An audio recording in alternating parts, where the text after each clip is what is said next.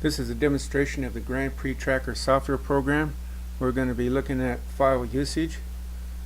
Once this screen has been presented, go continue. We have here on the opening screen, you can load the sample roster that comes with the program, load an existing roster that's been created by you, or a user race file, which was a completion of a prior race. You can create a new roster. You can rename files, you can delete files. So we're going to go and look at the rosters. You have two types of files here, a roster file or a race file. So the roster file, of course, is the roster that you build and how you select who's going to race depending on their class. The race event file or the race file is the results of those races. So these are two different files. I like to keep them in an independent folder outside of the Grand Prix Tracker folder.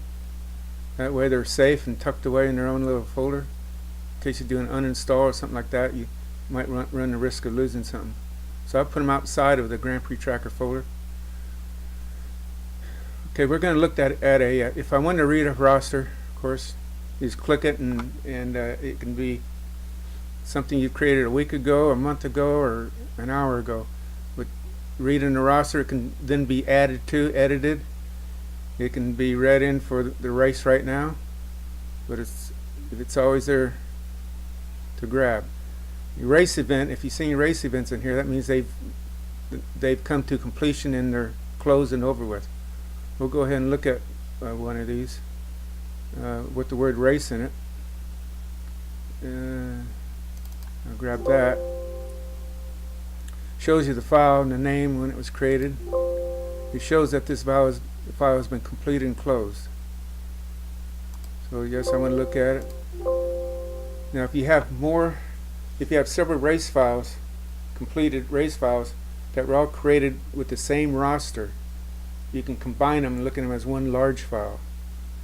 So you have that ability. So I'm going to click no right now. This brings up a prior race, shows the roster. You can still look at their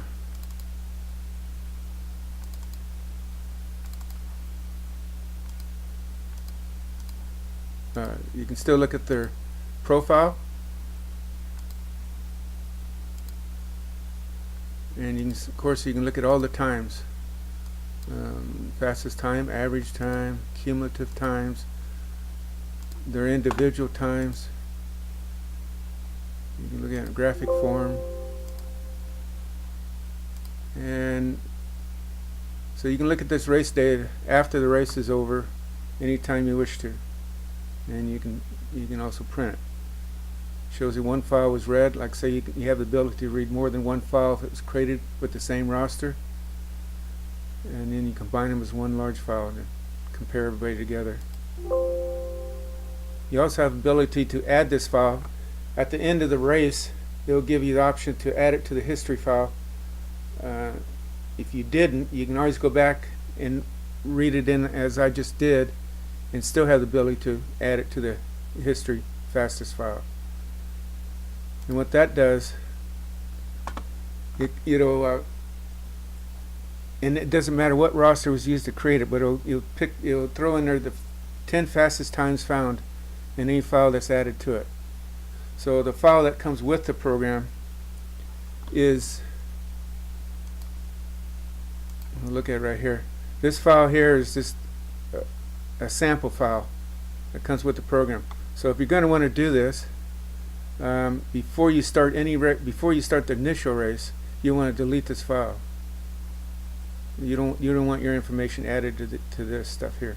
So once you delete it, then you can start adding your different race events to it, and it will show your 10 best times throughout all the files added to it.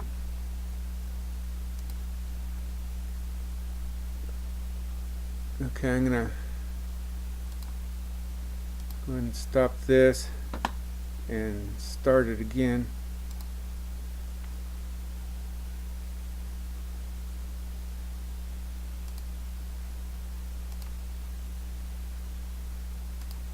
From opening And again, you can do it from here, from opening the screen. You can look at the file, delete it, and you'd probably only just want to delete the initial time, and then from then on you just want to build on it.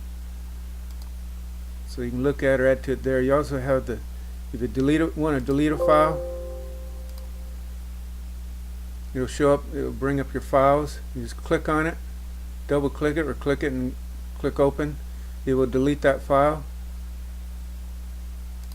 By the same token, you can rename a file. If you named a file for a race and you forgot to put the word race in there to identify it from a roster, you could go back and rename it.